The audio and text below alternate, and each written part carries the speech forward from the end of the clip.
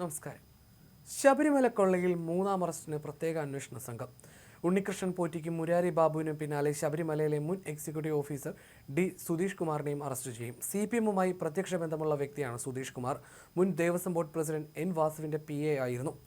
മുമ്പ് അഴിമതി കേസുകളിൽ കുടുങ്ങിയിരുന്നു. എന്നാൽ അന്നെല്ലാം രാഷ്ട്രീയ സ്വാധീനം മൂലം അറസ്റ്റ് ഒഴിവായി. പുതിയ സാഹചര്യത്തിൽ സുധീഷിനെയും അറസ്റ്റ് ചെയ്യണമെന്നാണ് പ്രത്യേക അന്വേഷണ സംഘത്തിന്റെ വിലയിരുത്തൽ. എന്നാൽ ചില സമ്മർദ്ദങ്ങൾ അറസ്റ്റ് ഒഴിവാക്കാൻ സജീവമായി പ്രവർത്തിക്കുന്നുമുണ്ട്. അതിനിടെ ശബരിമല ദ്വാരപാലക ശില്പപാളിയിൽ നിന്ന് കവർന്ന സ്വർണം ഉണ്ണികൃഷ്ണൻ പോറ്റി വിറ്റതായി പ്രത്യേക അന്വേഷണ സംഘത്തിന് വിവരം ലഭിച്ചിരുന്നു. കർണാടകയിലെ ബെല്ലാരിയിലുള്ള സ്വർണ്ണ വ്യാപാരിക്ക് വിറ്റുന്ന വ്യാപാരിയുടെ മൊഴിയുടെ അടിസ്ഥാനത്തിൽ തെളിവെടുപ്പിനായി ഉണ്ണികൃഷ്ണൻ പോറ്റിയുമായി അന്വേഷണ സംഘം ബംഗളൂരുവിലെത്തിയിരുന്നു. ഇയാളെ ചെന്നൈയിലെ സ്മാർട്ട് ക്രിയേഷൻസിൽ എത്തിച്ചും തെളിവെടുക്കും. ശില്പപാളിയിലെ 476 ഗ്രാം സ്വർണം കവർന്നെന്നാണ് ദേവസ്വം വിജിലൻസ് കണ്ടെത്തിയിരിക്കുന്നത്. കേസിൽ കൂടുതൽ ദേവസ്വം ഉദ്യോഗസ്ഥരുടെ അറസ്റ്റ് ഉണ്ടാകുമെന്നാണ് വിവരം. 2 കേസുകളിലായി പ്രതിപട്ടികയിലുള്ള ഉണ്ണികൃഷ്ണൻ പോറ്റിയും മുരാരി ബാബുവുമാണ് നിലവിൽ അറസ്റ്റിലായിട്ടുള്ളത്.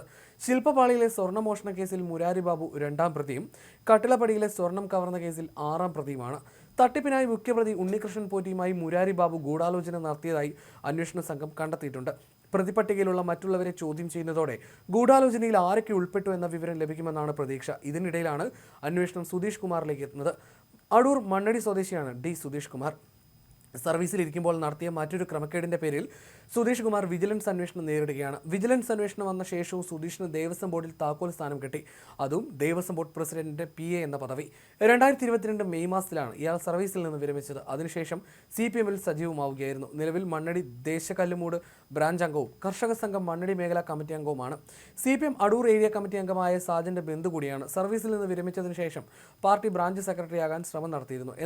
എന്നാൽ ചില അംഗങ്ങൾ സമ്മേളനങ്ങളിൽ ശക്തമായ എതിർപ്പ് ഉന്നയിച്ചു. ശബരിമലയിലെ നിലയ്ക്കലിലുമായി നടത്തിയ കോടികളുടെ അഴിമതികൾ ചൂണ്ടിക്കാട്ടിയായിരുന്നു എതിർപ്പ്. നിലയ്ക്കൽ അന്നദാനത്തിലും ശബരിമലയിൽ പാത്രവും ഇഞ്ചിയും വാങ്ങിയതിലെ നടത്തിയ ക്രമക്കേടുകളുടെ പേരിൽ സുധീഷിനെതിരെ വിജിലൻസ് അന്വേഷണം നടക്കുന്നുണ്ടായിരുന്നു. ആ സമയത്താണ് വിരമിക്കൽ പ്രായമെത്തിയത്. ഇതോടെ വിജിലൻസ് അന്വേഷണം നിർത്തിവെച്ചു. സകല ആനുകൂല്യങ്ങളും വാങ്ങി വിരമിക്കാൻ സുധീഷ് കുമാറിന് അവസരം ഒരുക്കുന്നതിന് വേണ്ടിയാണ് വിജിലൻസ് അന്വേഷണം മരവിപ്പിച്ചത്. സ്വർണ്ണപ്പാളി വിവാദമുണ്ടായതോടെ സുധീഷ് കുമാറിന്റെ പെൻഷൻ തടയാനാണ് ബോർഡ് തയ്യാറെടുക്കുന്നത്. വിജിലൻസ് അന്വേഷണം അട്ടിമറിച്ച് സുധീഷിനെ രക്ഷിക്കാൻ ശ്രമിച്ചത് CPM-ലെ അടൂർ ലോബിയാണെന്ന് പറയുന്നു.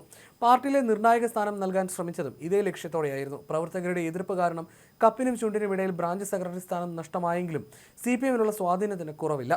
സ്വർണ്ണപ്പാളി വിവാദം ഉയർന്ന പശ്ചാത്തലത്തിൽ അടൂരിലെ പ്രമുഖ CPM നേതാക്കൾ സുധീഷിന്റെ വീട്ടിലെത്തി ചർച്ച നടത്തിയിരുന്നു. മണിക്കൂറുകൾക്ക് ശേഷമാണ് നേതാക്കൾ മടങ്ങിയത്.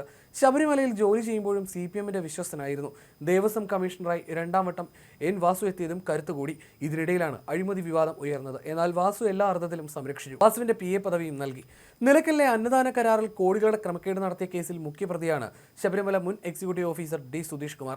അന്നദാന കരാറുകാരന് ബോർഡ് കൊടുക്കേണ്ടിയിരുന്ന 30 ലക്ഷം രൂപയ്ക്ക് പകരം കരാറുകാരനെ സ്വാധീനിച്ച് 1.5 കോടി എഴുതി. കരാറുകാരൻ വഴങ്ങാതെ വന്നതോടെ മറ്റു ചില സ്ഥാപനങ്ങളുടെ പേരിൽ ചെക്ക് മാറ്റിയെടുത്തുവെന്നാണ് കേസ്.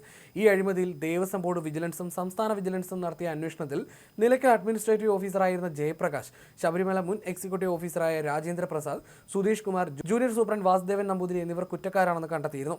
പ്രതികളെ പുറത്താക്കണമെന്നായിരുന്നു വിജിലൻസ് റിപ്പോർട്ട്. എന്നാൽ കുറ്റപത്രം കിട്ടിയിട്ടും ദേവസ്വം ബോർഡ് തുടർ നടപടി എടുത്തില്ലെന്ന് വിമർശനമുയർന്നു. ഇതിനിടയിലാണ് സുധീഷ് കുമാർ സർവീസ് പൂർത്തിയാക്കി വിരമിച്ചത്. അഴിമതി നടത്തിയ ഉദ്യോഗസ്ഥനെതിരെ നടപടിയെടുക്കാതെ വിരമിക്കാൻ ദേവസ്വം ബോർഡ് അവസരമൊരുക്കിയെന്ന് ഒരു വിഭാഗം ആക്ഷേപം ഉന്നയിച്ചിരുന്നു. നടപടിക്രമങ്ങൾ തുടരുകയാണെന്നും സുധീഷിന് വിരമിക്കൽ ആനുകൂല്യമൊന്നും നൽകിയിരുന്നില്ലെന്നുമാണ് അന്ന് ദേവസ്വം ബോർഡ് പ്രസിഡന്റ് പറഞ്ഞിരുന്നത്. എന്നാൽ ഇതേ ബോർഡ് തന്നെയാണ് ഇപ്പോൾ സുധീഷിന്റെ പെൻഷൻ തുക തടയുമെന്ന് അറിയിച്ചിരിക്കുന്നത്. ദേവസ്വം ബോർഡ് പ്രസിഡന്റ് പറഞ്ഞത് പച്ചക്കള്ളമാണെന്ന് ഇതോടെ വ്യക്തമായി. ഇങ്ങനെ എല്ലാ ആനുകൂല്യങ്ങളുമായി വിരമിച്ച ഉദ്യോഗസ്ഥനെയാണ് ശബരിമല സ്വർണ്ണക്കൊള്ളയിൽ പ്രത്യേക അന്വേഷണ സംഘം ഇപ്പോൾ നോട്ടമിടുന്നത്.